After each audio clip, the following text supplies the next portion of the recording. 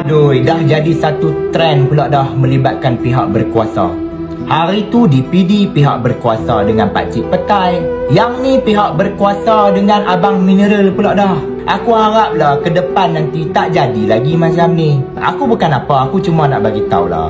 Abang Mineral salah tetap salah. Janganlah buat barang macam tu.